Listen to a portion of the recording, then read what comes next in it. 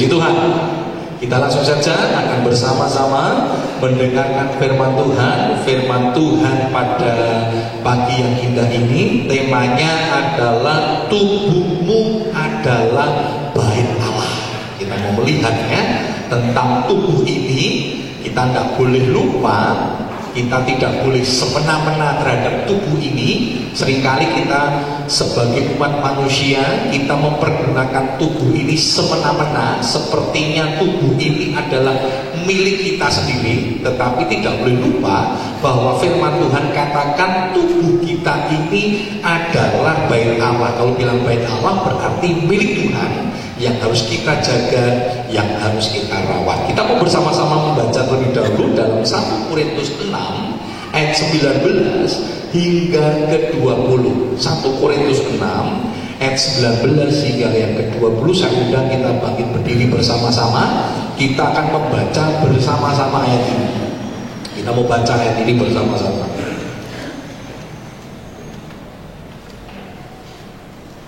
2, 3. Atau tidak tahukah kamu bahwa tubuhmu adalah bait Roh Kudus yang diam di dalam kamu, Roh Kudus yang kamu peroleh dari Allah, dan bahwa kamu bukan milik kamu sendiri, sebab kamu telah dibeli dan harganya telah lunas dibayar. Karena itu muliakanlah Allah dengan tubuhmu. Silakan duduk. Puji Tuhan. Saudara, Alkitab menjelaskan dengan begitu jelas bahwa tubuh ini adalah bait Roh Kudus. Tubuh ini adalah bait Allah. Jadi kalau dibilang bait Allah, tubuh ini sebenarnya milik Tuhan, yang tidak boleh semena-mena kita mempergunakan tubuh ini. Berapa banyak kita ini mempergunakan tubuh ini semena-mena, seenak-enaknya kita sendiri, melupakan bahwa di dalam tubuh ini ada Roh Allah. Tubuh ini adalah milik Allah. Nah, kita mau lihat bersama-sama saudara tentang bait Allah, bahwa tubuh ini bait Allah. Nah, kita lihat dulu apa itu bait Allah saudara ya. Nah saudara, bait Allah itu adalah tempat Allah tinggal dan bertahta ya. Namanya saja bait Allah, rumah Allah. Bait itu artinya rumah ya, rumah Allah.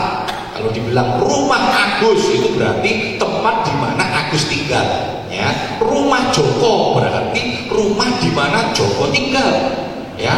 Rumah Joko yang tinggal Agus, paling-paling juga ya, rumah Agus yang tinggal Joko. Oh bisa, kenapa? Oh Joko kontrak sama Pak Agus kan gitu saudara ya. Jadi itu tetap rumahnya Agus saudara, tetapi selama kontrak ya jadi rumahnya Joko. Nah saudara, dikatakan rumah Allah berarti rumah itu miliknya Allah. Tubuh kita adalah rumah Allah, berarti tubuh kita adalah miliknya Allah. Di mana Allah itu tinggal? Coba kita lihat di dalam Mazmur 23 ayat yang ke-6.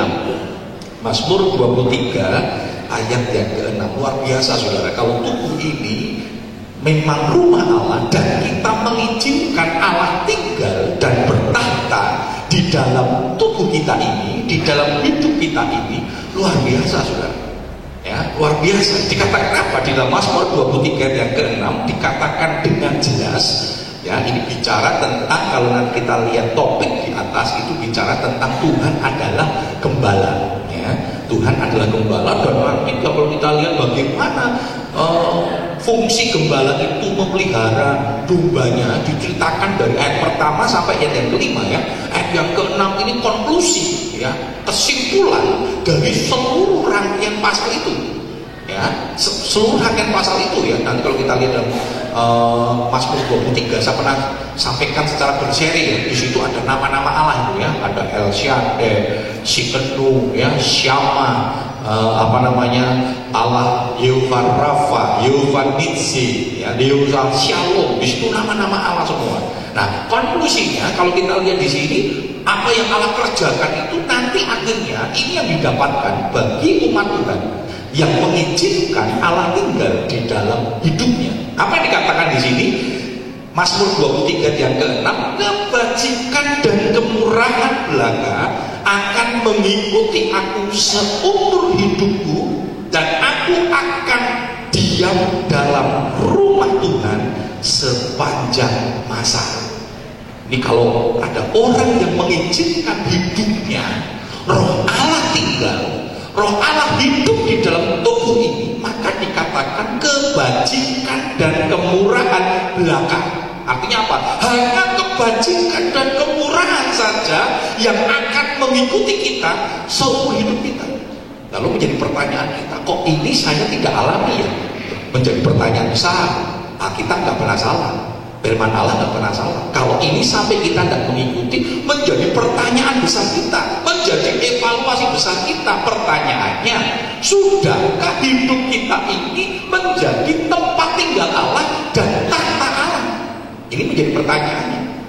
Seringkali mungkin kita tidak pernah menjadikan tempat ini tempat tinggal dan tahtanya Allah. Atau mungkin hidup kita ini, ya, di dalam hidup kita ini kalau di Jakarta ada istilahnya rumah petak ya.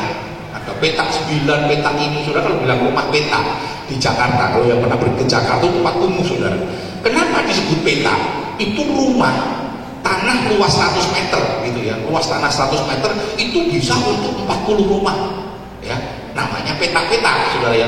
40 rumah bisa bayangkan, bisa nggak tahu ya berapa, 100 bagi 4 berapa? Oh, matematika saya kurang, saudara ya. Jadi cuma 2 meter aja, 2,5 meter, saudara. 2,5 meter rumah petak, bayangkan 2,5 meter itu 1,5 kali berapa, saudara ya? Kecil. Saya pernah kos, saudara ya. Kos itu ukurannya 3 meter, masih lebih luas saya ya. 3 kali 1,5 ya, itu betul kos petak, saudara ya. Jadi kasih apa namanya, ranjang, lalu sisanya ranjang itu 1 meter ada lemari, sampingnya ranjang kan nggak banyak, sudah mau 1,5 meter gitu ya. Itu paling kan tinggal ukuran ranjang kan 90 cm ya, jadi tinggal sekitar 60 cm, ada meja kecil, sudah begitu. Atapnya seng ya, temboknya dinding. Kenapa? Kos di situ boleh sing murah. Itu saja, saudara, di Jakarta tahun berapa ya? 92 ya, 92 93 waktu saya kos di situ itu 60.000. Di Solo 60.000 wis gede, saudara. Di Jakarta 60.000 dapatnya itu kos petak nama, saudara ya. Itu pun kalau mau masuk ke situ, saudara, itu melewati antara rumah-rumah itu ada lorong yang bisa dilewati cuma 1 orang. Itu panjangnya rumah itu mungkin sekitar 30 meter. Jadi kalau mau masuk begitu, sana ada lewat tenis ya, saudara. Ketemu di jalan bisa, mau tabrakan di jalan kan nggak bisa, saudara. Hanya untuk satu orang petak. Nah, saudara, banyak hati kita ini seperti rumah petak. Saya pernah main orang Kejawen, saudara ya. Orang Kejawen itu saya ibaratkan hatinya, hidupnya, di dalam hidupnya itu seperti rumah petak. Kalau saudara orang mantan orang Kejawen akan tahu ini, karena ayah saya orang Kejawen, saudara ya. Orang Kejawen itu kalau diinjili, saudara ya, kita datang, orang Kristen datang bilang, Pak, percaya sama Tuhan Yesus. Oh, percaya, saudara. Oh iya, saya percaya sama Gusti Yesus. Jos Yesus hebat. Oh iya, percaya. Nanti datang dari agama lain bilang, Pak, percaya. Oh iya, percaya. Semua percaya, saudara, karena mereka punya prinsip agama itu apik kabeh. Ora ono sing elek. Agama itu membawa kepada keselamatan semua, apik kabeh. Jadi melayani di Jawa itu hati-hati, saudara. Melayani di Jawa itu gampang-gampang susah. Kalau target kita hanya dia percaya sama Tuhan, jadi wong Kristen, datang ke gereja tok, gampang melayani orang Jawa, saudara ya, betul ya. Tapi kalau betul-betul maunya orang Jawa ini rumah ya, rumah petaknya di hidupnya dibongkar kabeh, lalu hanya ada 1 ruangan, ruangan itu hanya untuk Tuhan Yesus, orang gampang, saudara. Papa saya ditanya, percaya sama Tuhan Yesus? Percaya, saudara. Taoisme? Percaya. Percaya kabeh. Nek ngomong sama saya, kabeh agama ini apik, luar biasa, saudara. Sama orang Kejawen itu Ya, sama aku bilang, Pak, percaya sama Yesus saja. Wah, nek Yesus saja mau. Saya percaya sama Yesus, percaya sama Nabi itu, percaya sama ini, semua percaya. Jadi dia jadikan rumah itu petak-petak, saudara. Jadi ada kamar untuk Yesus itu ya, nanti ada ajaran agama lain itu. Percaya, oh masih ada. Kos-kosan rumah petak masih ada, satu kamar loh kok, menebleng, saudara. Pokoknya semua baik, itu prinsipnya juga. Tuhan kan sudah.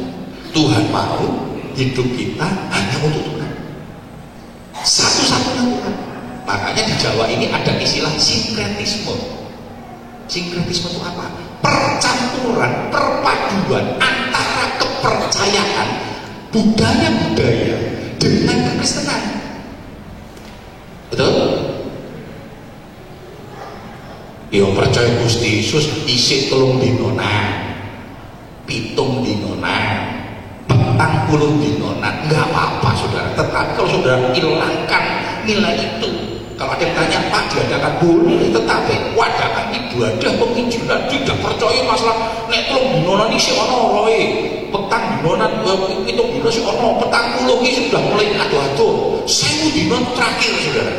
Makanya 1000 hari kan dirayakan besar-besaran karena terakhir ngumpulnya rohnya itu di dunia ini so, baru 1000 dino wes sudah nggak bisa ngumpul lagi. Maka 1000 hari itu dibuat acara besar-besaran, luar biasa.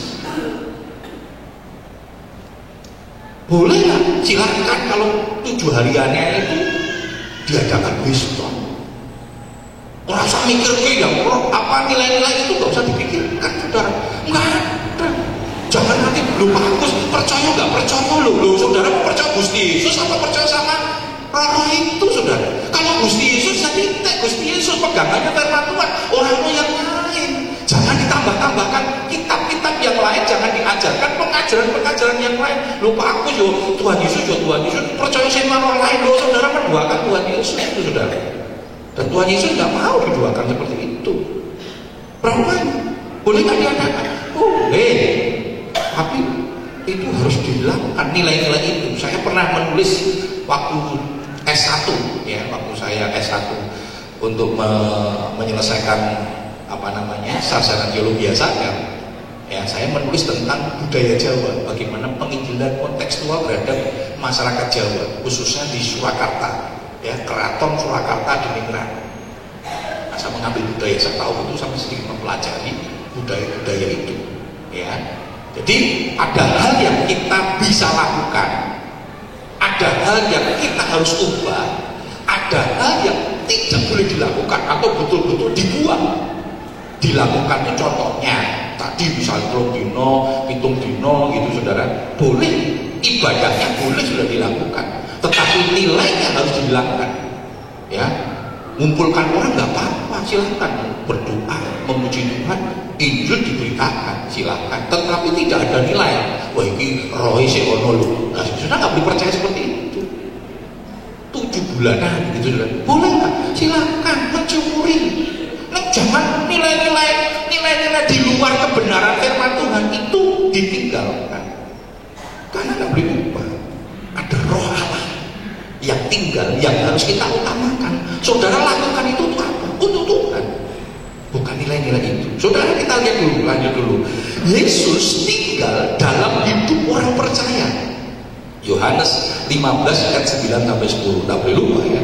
Yesus itu tinggal dalam hidupnya orang percaya. Saudara. Seperti Bapa telah mengasihi aku, Yohanes 15 ayat 9 sampai 10 dikatakan demikian. Seperti Bapa telah mengasihi aku, demikianlah juga aku telah mengasihi kamu. Tinggallah di dalam kasihku itu.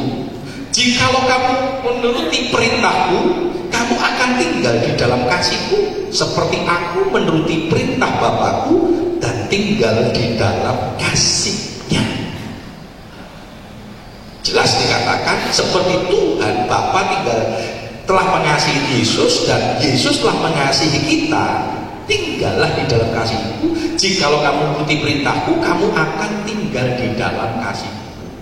Bukti orang yang menjadikan tubuhnya, hidupnya itu bait Roh Kudus, dia hidup menuruti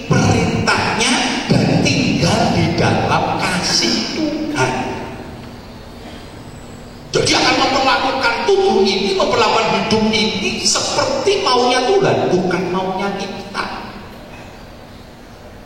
Awak-awakku ya sakarku dhewe to. Mau saya gunakan untuk apa ya terserah saya, gak boleh saudara. Kalau kita menjadikan tubuh ini tempat tinggal Tuhan, ya kita mempergunakan tubuh ini seperti maunya Tuhan, bukan mau-maunya kita. Karena tubuh ini milik Tuhan, yang harus kita selalu persembahkan untuk kemuliaan bagi nama Tuhan. Saudara, Tuhan selalu ingin tinggal dan bertahta dalam hidup manusia. Tuhan selalu ingin tinggal dan bertahta di dalam hidup manusia. Wahyu 3 ayat 19 sampai 20 dikatakan demikian. Barang siapa ku kasihi, ia ku tegur dan ku hajar. Sebab itu relakanlah hatiku dan bertobatlah. Lihat, aku berdiri di muka pintu dan mengetok. Jikalau ada orang yang mendengar suaraku dan membukakan pintu, aku akan masuk mendapatkannya dan aku makan bersama-sama dengan dia dan ia bersama-sama dengan aku. Ini menjadi kerinduan Tuhan. Dia ingin selalu tinggal di dalam hidup kita. Inilah menjadi kerinduan Tuhan. Dia mau hidup kita, tubuh kita ini betul-betul menjadi tempat tinggalnya Tuhan. Tempat tinggalnya Tuhan. Maka dikatakan Tuhan itu selalu berdiri depan pintu dan mengetok. Dia mau masuk, dia mau tinggal dalam hidup kita. Karena itu persilahkan Yesus itu tinggal dan bertahta di dalam kehidupan kita, bukan kita yang bertahta. Kalau Tuhan bertahta berarti kita manut, saudara, betul ya? Kalau Tuhan bertahta kita manut. Tapi pertanyaannya seringkali bukan Tuhan yang bertahta, kita yang bertahta. Sehingga kita mau memerintah, mau mengatur tubuh kita ini sama mau-maunya kita. Nanti kita akan lihat terus ke sana. Saudara, kuasa lain, ya, kuasa lain dilarang tinggal, ya, kuasa lain dilarang keras tinggal dan bertahta dalam hidup manusia. Jadi jangan pernah, kalau engkau mau menjadikan roh Allah tinggal dalam hidupmu, jangan pernah izinkan kekuatan lain, roh-roh lain tinggal di dalam tubuh yang sama di mana Allah tinggal. Nah, kalau saudara mengizinkan roh atau kekuatan lain tinggal, maka Tuhannya pergi, sudah. Dia nggak mau. Kenapa? Tuhan itu nggak mau diduakan. Maka dikatakan Allah itu Allah yang cemburu. Tuhan nggak mau diduakan, sudah. Coba kalau kita lihat Keluaran 34 ayat 14. Keluaran 34 ayat 14 dikatakan demikian. Sebab janganlah engkau sujud menyembah kepada Allah lain, karena Tuhan yang namanya cemburuan adalah Allah yang cemburu. Maka hukum yang pertama dari kitab hukum Taurat, saudara, hukum Taurat dikatakan jangan ada padamu Allah lain di hadapanmu. Tidak boleh. Jadi kalau saudara mau jadikan tubuhmu menjadi tempat tinggal Allah, jangan undang kekuatan-kekuatan apapun, roh-roh apapun untuk tinggal di tubuh yang sama di mana roh Allah itu tinggal. Enggak bisa.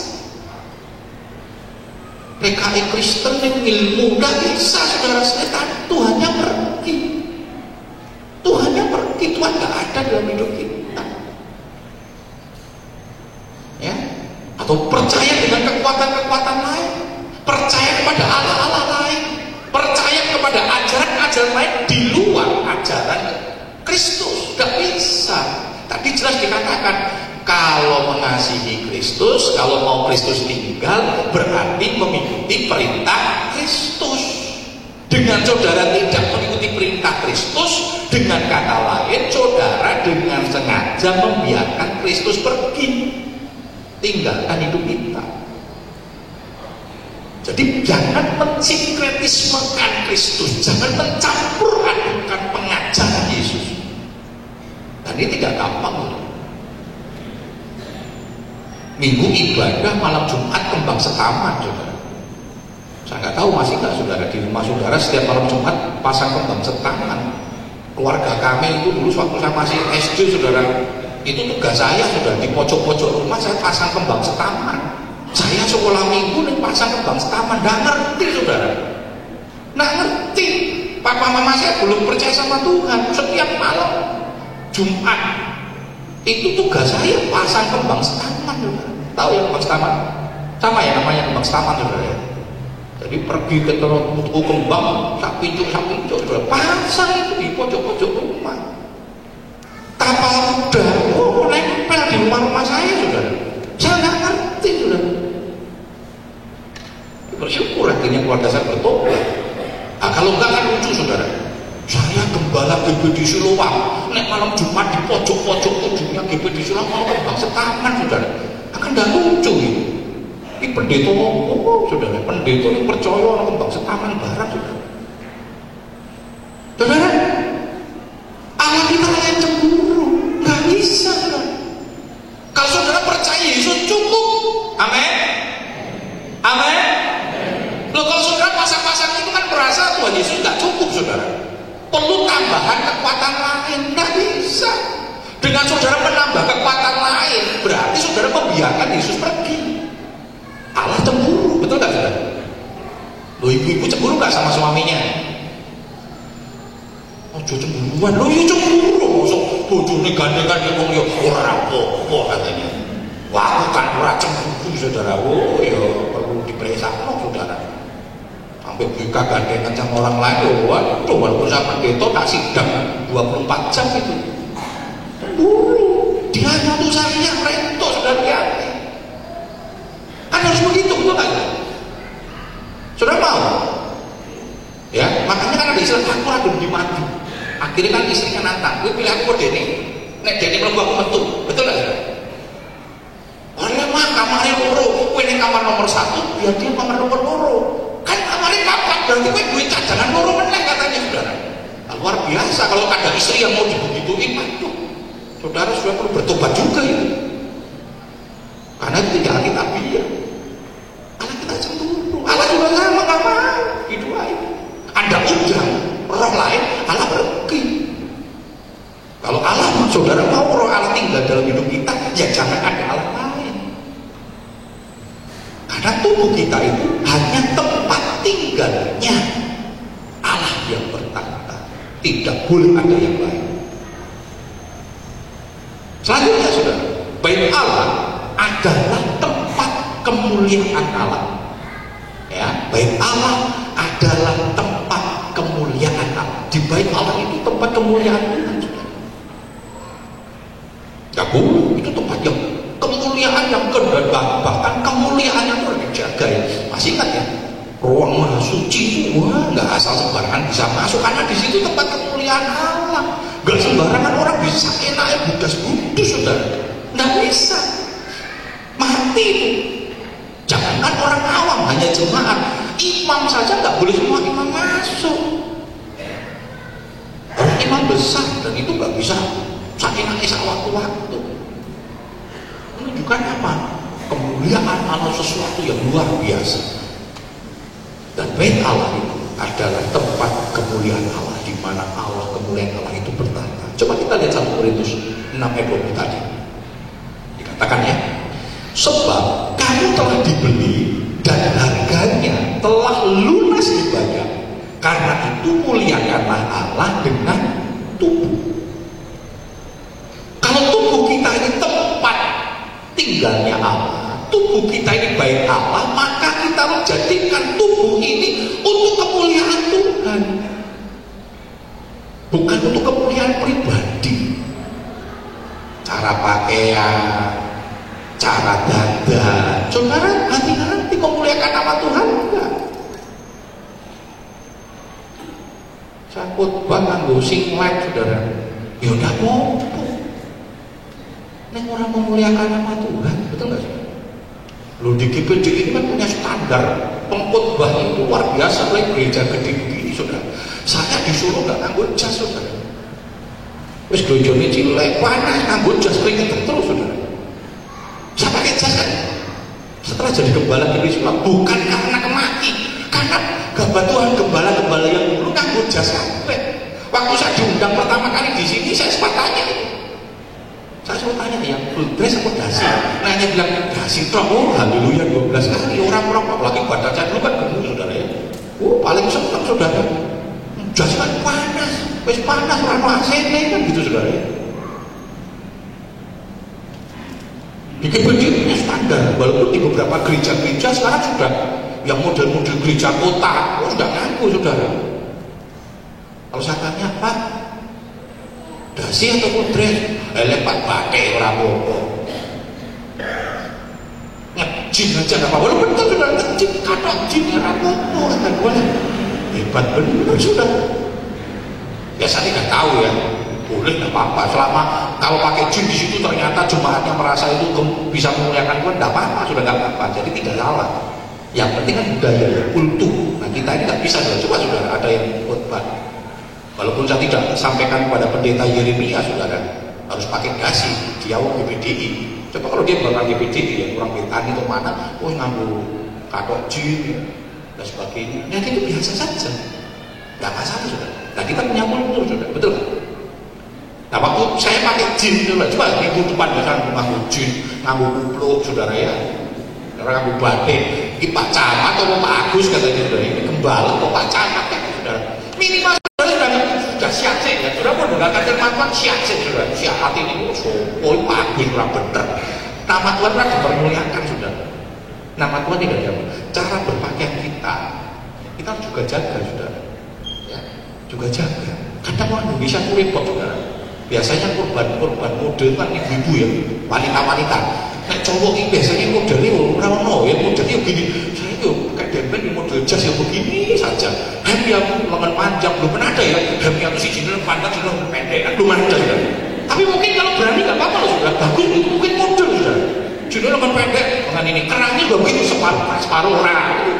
Kok si cewek, cowok belum pernah sudah. Nah cowok cewek kan dia modelnya berubah-ubah karuan kabeh.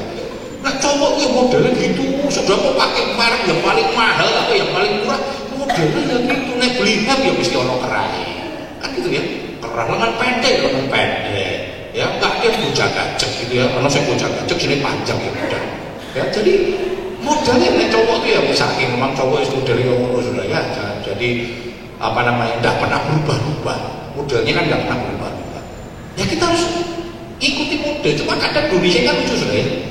Indonesia itu kadang yang menjadi tolak ukur modelnya itu orang-orang Amerika, ya orang-orang Amerika atau orang-orang Korea. Sekarang mulai Korea ya, orang-orang Amerika modelnya pengen diibu sudah, modelnya mau dipakai tapi mentalnya belum siap, ya. Model dulu kan pernah model rok mini 30 cm di atas lutut, bayangkan itu. Ini saya bingung, ini memang karena mode atau ngirit saya nggak tahu sudah ya. Lo saudara lihat nih, ya, mereka ini nganggo model ini rok ini, mentalnya nggak siap kan nggak sudah ya. Kok lemah Pak Bro goncengan, kok bingung nutupi, lo saudara tutupi gitu saudara. Nanti kalau acara ibadah, apalagi ibadahnya lesehan, kita menutupi saudara, bayangkan, aduh itu kemuliaan Tuhan hilang itu saudara. Waktu suruh buka Alkitab, kebingungan saudara, Alkitab menutupi, orang siap. Saya seringkali ngomong dulu saudara, nek orang siap, ya jangan pakai. Orang kalau pakai rok ini siap ditonton, betul nggak saudara? Orang apa? Kok saudara siapa nguruk ini rawan ditonton? Ojo nguruk ini. Lo betul loh saudara. Orang itu coba orang barat yang nguruk ini, dia mengangkat, tenang-tenang saja. Orang kebingungan. Tapi persoalannya saudara, di Indonesia kalau di barat ini yang pakai siap mental, yang nonton siap mental, betul nggak saudara? Di Indonesia yang pakai orang siap, saya nonton orang siap. Waduh orang siap, sudah. Kan begitu sudah. Coba lihat aja rok ini, wah mata jelalatan semua saudara. Bayangkan di depan ini cewek-cewek pakai rok ini saudara. Saya pandangan ke atas terus, saudara. Begitu lihat ke bawah, roh Allah hilang itu.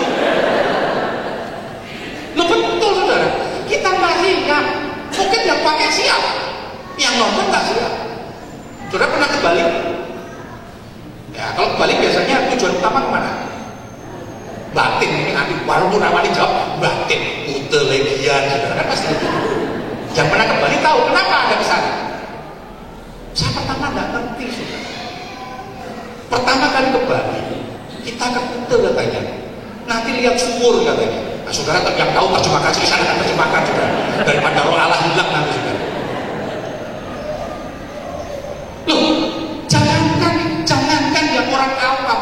Kami pernah bus tahun 2003 itu ke Bali saudara. Nginepnya di Nusa Dua. Jam 12 malam saya ditelepon, saya nggak bisa sebutkan siapa saudara. Beberapa teman pendeta, bagus, wis turun, yuk Pak, nek ute katanya. Ngopo kan bilang? Yang ini boleh turun, jemurin nyaman, kok boleh panas, kok pengi nek ute saya bilang. Saudara pendeta, sampai om mandi juga ikut ngomong bilang begini. Saudara sebelum pulang nanti ke pelayanan saudara masing-masing, saya akan doakan roh lepasan roh kekudusan katanya. Kan repot. Itu benar saudara. Jalannya itu kan orang bule ya sekarang kan dewe saudara ya turu sakar berdiri bentuknya polanya posisi sakar berdiri. Orang Indonesia ini sing orang pak. Orang dulu pantai kejahatan kabeh. Tahu maksud saya? Mentalnya nggak kuat. Ojo melu gaya-gayanya orang luar, sementara mental kita belum saatnya. Saudara orang timur, berbudayalah sebagai orang timur. Wong timur budayanya barat, nggak cocok. Wong timur budayanya blagreng saudara. Bukan saya nggak bisa saudara. Kok ini dijelani blagreng, mereka tahu kan? Memang saudara ya, kubung saudara nggak bisa.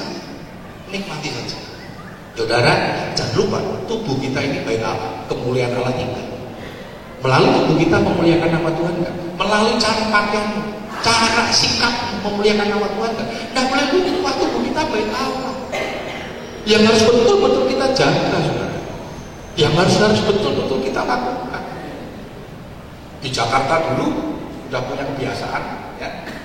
Di Jawa belum, di Jawa ini baru-baru akhir-akhir kira-kira mulai tahun-tahun di atas 95 2000 baru mulai. Saya nggak tahu kalau di Salatiga, tapi saya yakin sama sudah di Solo nggak bisa sudah ibadah wanita pakai celana panjang itu dulu nggak bisa, betul nggak ya? Betul ya? Zaman dulu nggak bisa sudah. Tapi mulai 95 2000 ke atas sudah mulai bisa. Solo sekarang udah biasa sudah. Di Jakarta sudah mulai. Sudah biasa waktu saya praktek di Jakarta sudah ibadah nggak celana panjang semua. Saya terganggu. Termasuk berikan. Makanya begitu pacaran saudara, saya sudah ngomong mempersiapkan dia sebagai calon ibu gembala. Ibadah jangan pakai celana panjang, pakai rok. Jangan dulu saudara. Sekarang nggak bisa karena itu sudah bukan sesuatu yang tabu lagi. Zaman dulu tabu saudara di Solo ibadah kamu celana panjang, sing dulu itu nanang. Sekarang biasa saja, jangankan itu pakai hot pants saja nggak apa-apa saudara. Di beberapa gereja ya, jangan di sini juga. Di sini saya nggak siap saudara ya. Saudara siap, saya nggak siap, jangan. Jadi jangan ganggu gembalamu lagi khotbah kok ganggu dengan kamu hot pants saudara, janganlah. Kalau di gereja lain silakan gembalanya siap, saya nggak siap saudara. Jadi jangan saudara ya. Nah saudara, tubuh kita harus dipersembahkan untuk Tuhan, tempat kemuliaan Tuhan. Ya, apapun yang kita lakukan untuk tubuh ini, betul-betul mari kita muliakan Tuhan. Saudara, tubuh orang percaya harus dipergunakan untuk kemuliaan nama Tuhan. Ayat yang sudah sering saya sampaikan, tetapi saya mau ingatkan kembali. Ya, 1 Korintus 10 ayat 31. 1 Korintus 10 31 dikatakan dengan jelas. Aku menjawab, jika engkau makan atau jika engkau minum atau jika engkau melakukan sesuatu yang lain, lakukanlah semuanya itu untuk kemuliaan nama Tuhan. Apapun yang kamu lakukan, makan, minum, melakukan yang lain, lakukanlah untuk kemuliaan nama Tuhan. Nek makan ya dijaga. Saudara, makan untuk hidup, bukan hidup untuk makan. Seringkali sakit penyakit yang kita alami ini merupakan akumulasi dari gaya hidup masa lalu. Karena itu ada, kalau filosofinya orang Jawa, saudara, ada satu istilah yang saya senang, saudara. Ini papa saya selalu ajarkan dia. Ojo dumeh. Oh, maksudnya ojo dumeh. Ojo merasa sing enom, lalu gaya hidup kita tidak perhatikan. Saudara, seringkali apa yang kita alami hari ini merupakan akumulasi, merupakan penumpukan dari gaya hidup masa lalu kita. Kan itu anak-anak hujan, ojo dumeh, peh isin no, saudara, wangit kenceng linggo, orang nggak apa-apa, saudara. Tapi itu menjadi akumulasi. Saya dulu senangnya begadang, saudara. Tidur itu wah, tapi saya merasakan akumulasi dari gaya hidup saya seperti yang dulu. Itu dari pagi sampai malam, saudara, sampai pagi mungkin saya bisa kuat di depan komputer untuk kerja, untuk kerjakan tugas dan sebagainya, saudara. Dan saudara tahu komputer zaman dulu kan komputer yang masih model apa, tabung. Nah sekarang flat semua, ada laptop dan sebagainya, dan itu apa namanya, apa, pengaruh sinarnya itu nggak seperti zaman dulu. Dan saya merasakan akumulasinya itu sekarang ini, dan saya nggak bisa ulang. Saya punya mata itu yang lucu, yang kanan, yang kiri min 5, dan ini terakhir udah mulai berbayang. Coba cekkan ke dokter, ini akibat min yang terlalu tinggi. Akumulasi. Dulu masih enak-enak banget, genjot saja. Tidur cuma 2 jam, 3 jam, pagi wis ini lagi terus. Dan itu gaya hidup yang saya alami sejak saya sekolah Alkitab di atas. Kalau belajar sampai larut malam, bisa jam 1, jam 2, tidur jam 4 saya bangun 2 pribadi, jam 5 sudah mulai kebiasaan terus nanti. Dan itu terus saya bawa sampai saya kuliah di Jakarta, bahkan sampai saya melayani, bahkan di tempat ini 2-3 tahun di tempat ini saya masih lakukan itu, sebenarnya. Ada akumulasi yang harus saya terima akibat itu. Karena itu kita jaga, apa-apa kita lakukan untuk kemuliaan nama Tuhan. Ya sudah, tidak apa-apa. Toh yang saya lakukan itu untuk kemuliaan, maksudnya untuk pekerjaan Tuhan. Lalu menjadi persoalan ketika visi kita terganggu. Makanya saya mulai start. Saya sudah mempergunakan tubuh ini semena-mena beberapa tahun yang lalu, seenak-enak saya sekarang sudah mulai. Ya, kalau mesin-mesin tua itu ojo digejot lah, saudara. Wes mesin tua sikat gue kopeng. Ya belum sampai kopeng, saudara, getasan, saudara. Yang salah kita. Kita nggak pernah rawat, kita nggak pernah jaga, hajar terus itu mesin. Saya nggak pernah rawat tubuh ini. Saya nggak pernah jaga tubuh, saudara. Saya nggak pernah jaga, wah cuek. Sikat terus, mesin kuat. Wah, ini mesinnya baru protes ya. Apapun dikatakan, yang kamu lakukanlah untuk kemuliaan Tuhan. Mari kita menjaga hidup kita. Selama hidup, tubuh orang percaya harus dipersembahkan untuk kemuliaan nama Tuhan. Selama hidup, tubuh orang percaya harus dipersembahkan untuk kemuliaan nama Tuhan. Mazmur 146 ayat yang kedua. Mazmur 146 ayat yang kedua dikatakan demikian. Aku hendak memuliakan Tuhan selama aku hidup, dan bermazmur bagi Allahku selagi aku dengan Tuhan selama aku hidup. Kalau Tuhan masih berikan kita kesempatan hari ini hidup, mari hidupmu gunakan untuk kemuliaan nama Tuhan, termasuk tubuhmu. Kita pergunakan tubuh kita untuk kemuliaan nama Tuhan. Selanjutnya, yang pertama, bait Allah tempat tinggal dan tahta Allah. Yang kedua, bait Allah adalah tempat kemuliaan Allah. Yang ketiga, bait Allah tempat kekudusan Allah. Kita tahu bait Allah itu suci, kudus, tidak boleh dia masuk tanpa kekudusan, mati juga. Kalau masuk bait Allah tanpa kekudusan, mati. Itu perjanjian lama yang bersyukur saudara, itu gak berlaku sampai hari ini. Perjanjian lama, imam melayani udah kudus, mati saudara, mati. Kenapa? Karena bait Allah itu tempat kekudusan. Tubuh kita itu tempat di mana Allah tinggal. Karena itu tubuh harus selalu dijaga kudus, dijaga suci. Coba kita lihat Matius 21 ayat 13. Ini peristiwa di mana Tuhan Yesus marah karena dia melihat rumah Tuhan dijadikan tempat perdagangan. Nanti saya jelaskan apa itu maksudnya. Saya pernah jelaskan itu, bisa mengingatkan kembali ya. Maka Tuhan berkata, kenapa rumahku kau jadikan sarang penyambung? Ya. Matius 21 ayat 13 dikatakan demikian. Dan berkata kepada mereka, ada tertulis, rumahku akan disebut rumah doa, tetapi kamu menjadikannya sarang penyambun. Saya kira saya sudah pernah baca ayat ini, tetapi mungkin Bapak Saudara kurang mengetahui latar belakang kejadian ini, karena tidak diceritakan di Alkitab. Yang sudah ceritakan hanya di situ ada penjual, penukar uang, lalu Tuhan marah, dibolak-balikan. Saudara, zaman dulu untuk membawa persembahan ke bait Allah itu ada kriteria.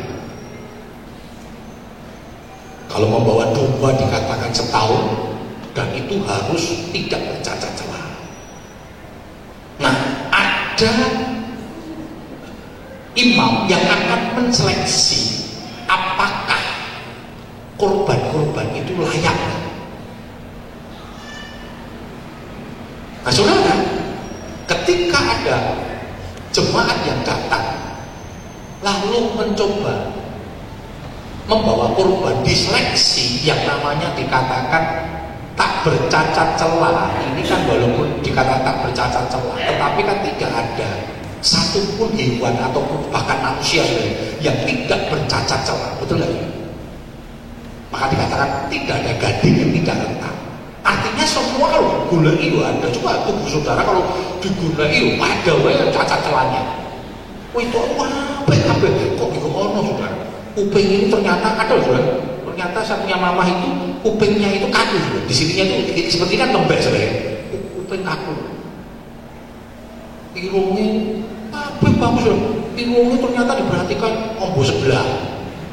Ada saja namanya manusia nggak ada sempurna, betul. Irung bangir, wah pipi ngape, gingsul limo saudara. Gingsul limo gila nih saudara. Gingsul nggak ada sebenarnya, pasti ada cacat celahnya. Demikian juga binatang kayak dimulai wae. Nah, lalu sama imam ini akan disuntik, nggak masuk orang itu lagi cacat gitu. Nah, zaman dulu kan ibadah sentralisasi, bukan seperti sekarang sudah. Sekarang ini salah 3 saja sudah.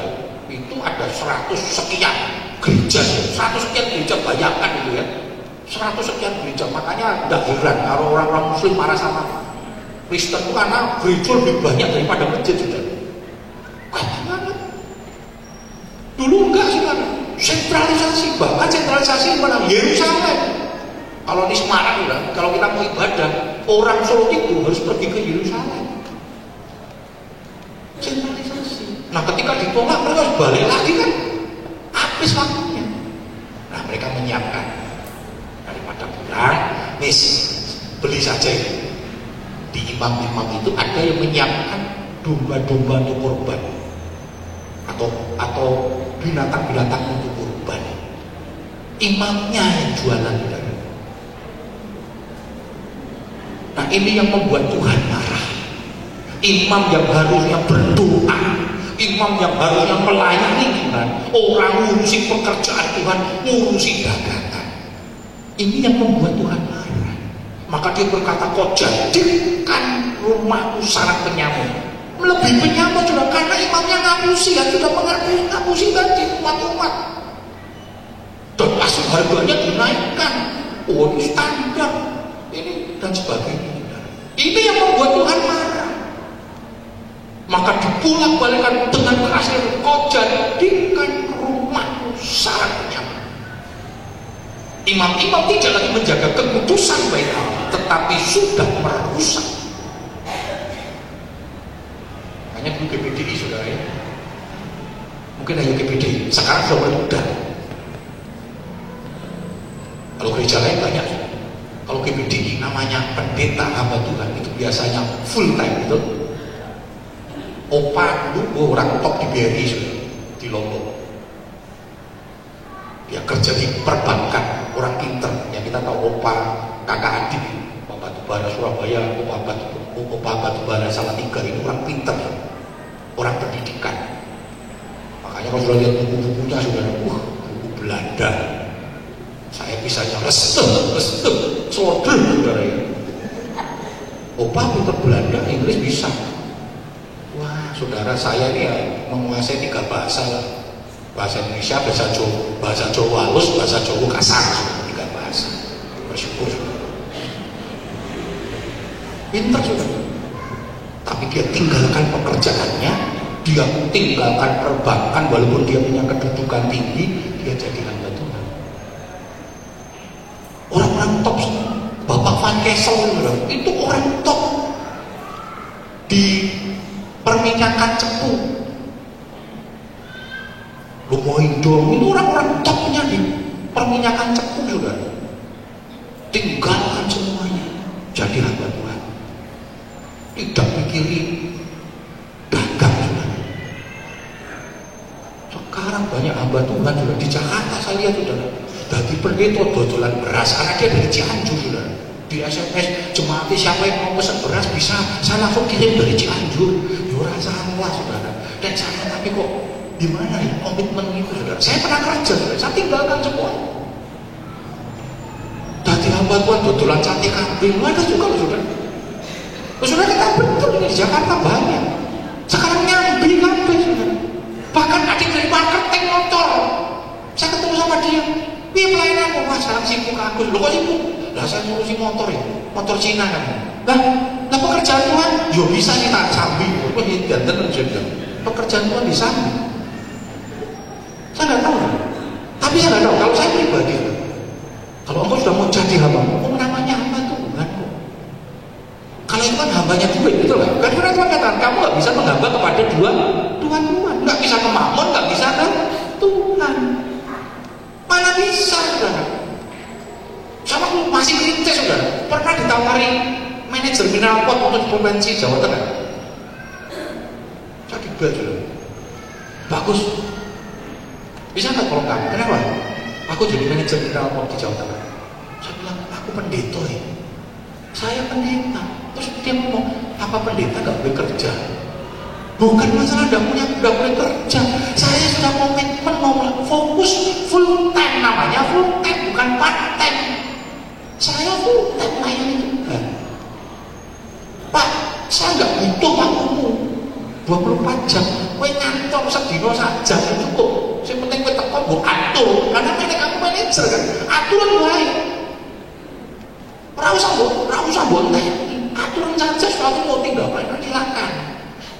Dengan gaji fasilitas, sama si kritis, sama si kritis. Dengan gaji fasilitas dan sebagainya. Ya enggak.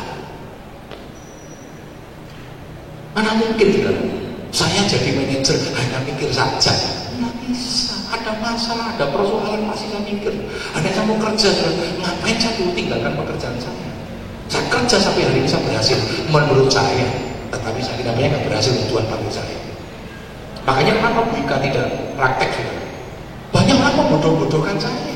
Bahkan banyak hamba Tuhan yang membodoh-bodohkan saya. Kowe ini terlalu egois. Nek kowe dhewe tinggal ke pekerjaan yo silakan. Ojo bojomu dilarang. Eman-eman, lho eman-eman opo iki lho. Eman-eman duite. Karena tahu dokter kan, kuliahnya kuliah swasta sudah bukan negeri. Saya tahu itu biaya ratusan juta. Tapi kami sepakat, kami hamba Tuhan, bukan hamba mamon. Kami mau memuliakan Tuhan. Saudara, ini yang dijadikan. Kenapa Yesus marah? Karena imam-imam tidak lagi berfungsi sebagai imam, pikirin duit. Seperti penyamun. Tuhan marah. Rumah Tuhan yang harusnya kudus tidak menjadi kudus. Kudus. Karena itu kita mau jaga tubuh kita. Tubuh kita harus kudus, saudara. Karena di situ Allah tinggal. Jangan main-main dengan kekudusan Tuhan. Jangan main-main dengan kekudusan tubuh ini. Karena tubuh ini di mana roh Allah tinggal harus kudus, saudara. Tubuh adalah baik Allah. Karena itu harus selalu kudus. Harus selalu kudus. Roma 12 ayat pertama. Karena itu saudara-saudara, demi kemurahan Allah aku menasihatkan kamu supaya kamu mempersembahkan tubuhmu sebagai persembahan yang hidup, yang kudus dan yang berkenan kepada Allah. Itu adalah ibadahmu yang sejati.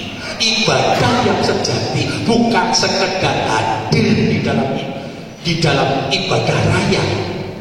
Tapi jangan dijadikan hal ada yang lu rasa kau ibadah sih penting kudus. Gimana sudah mau kudus kalau sudah pernah dengar firman Tuhan? Ibrani 10:25 jangan tinggalkan pertemuan-pertemuan ibadah di mana kamu dapat saling menasehati. Minimal sudah akan mendengarkan nasihat melalui kebenaran firman Tuhan. Tetapi ibadah sejati bukan sekedar kehadiran kita, tetapi mempersembahkan tubuh sebagai persembahan yang hidup, yang kudus. Jaga kekudusan itu, saudara. Tubuh, jiwa, dan roh harus selalu terpelihara kudus. Ini yang Tuhan mau.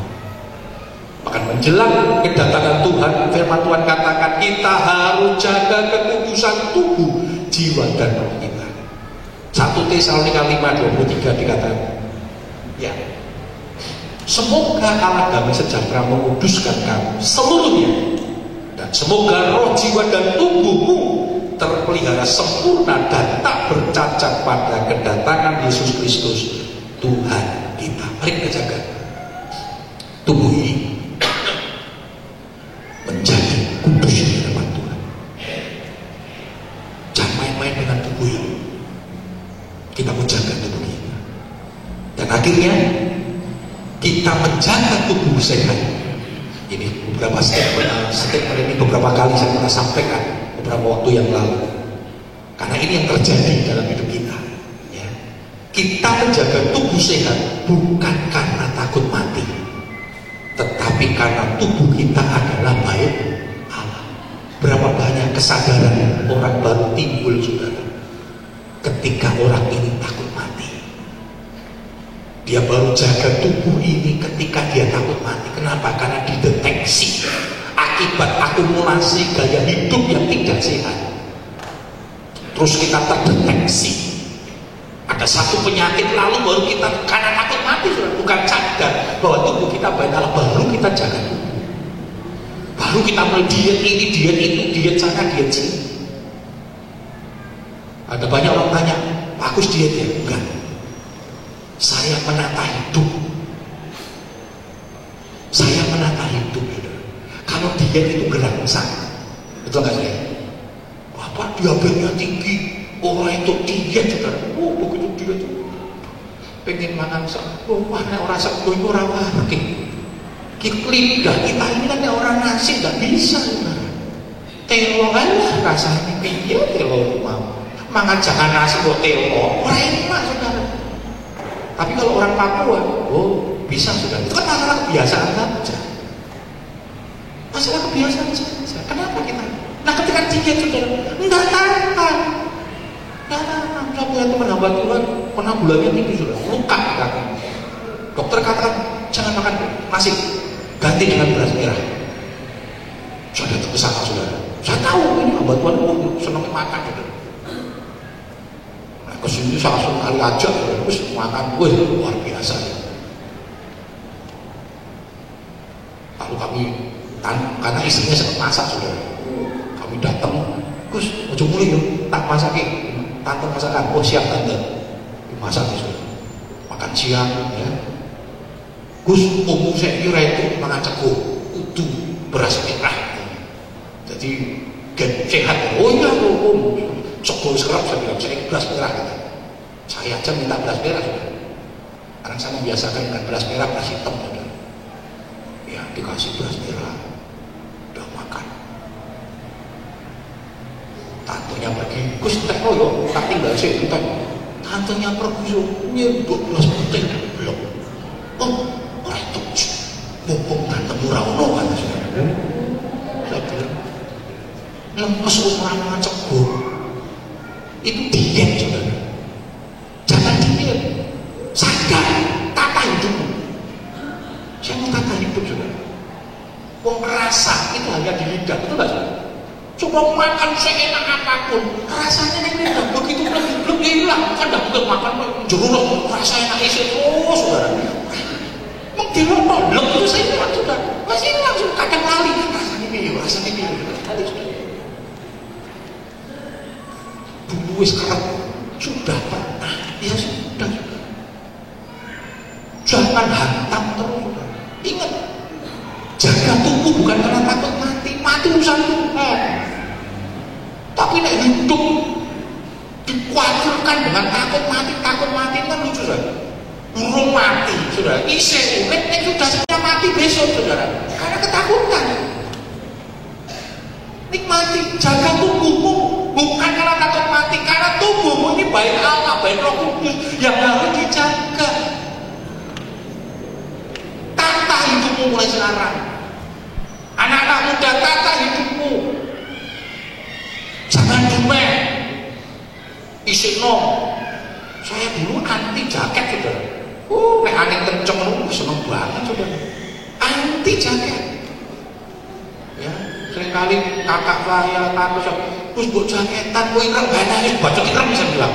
Saya sakit hati dengan hitam, itu nek putih tak jaketin. Orang jaket itu suruh jaket ini podo bayaran beda nih. Jangan mau, namanya jaketan ya dulu. Motor. Itu akumulasi. Saya punya adik, sempat kena paru-paru obat saya. Kenapa? Zaman dulu ya, untuk menghindarkan nyamuk pakai apa sih? Zaman dulu kalau menghindarkan nyamuk, kalau tidur supaya tidak ada nyamuknya pakai obat nyamuk, betul ya? Pakai obat nyamuk asli. Nah adik saya juga, dan saya sudah mana ya? Sudah pakai obat nyamuk di bawahnya tempat tidur. Dulu ada sih, dulu bagus nggak pakai autan, wah layak saudara autan. Ya, autan itu mahal sekali. Masih duit kan nggak autan, cacret, hilang. Karena murah obat nyamuk. Itu setiap hari tidak merokok, diasepi obat nyamuk, saudara. Dan enak. Akumulasi. Hidup itu kita masa sekarang akumulasi dari masa lalu. Waduh nyesel, aduh, adik saya nyesel. Waduh, tak apa-apa sih. Jaga hidupmu.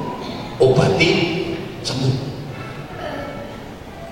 Walaupun efeknya karena dia tinggal serumah dengan saya, kual kena juga. Karena itu virus. Saudara jaga hidupmu. Bukan karena takut mati, tapi tubuh kita adalah bait Roh Kudus. Bait Roh Kudus. Kita mau jaga tubuh kita. Mati urusan Tuhan, bukan urusan kita. Jangan pernah merasa aman ketika engkau muda, karena mati tidak harus Tuhan. Jangan merasa engkau aman, engkau masih sehat, karena mati tidak harus sakit.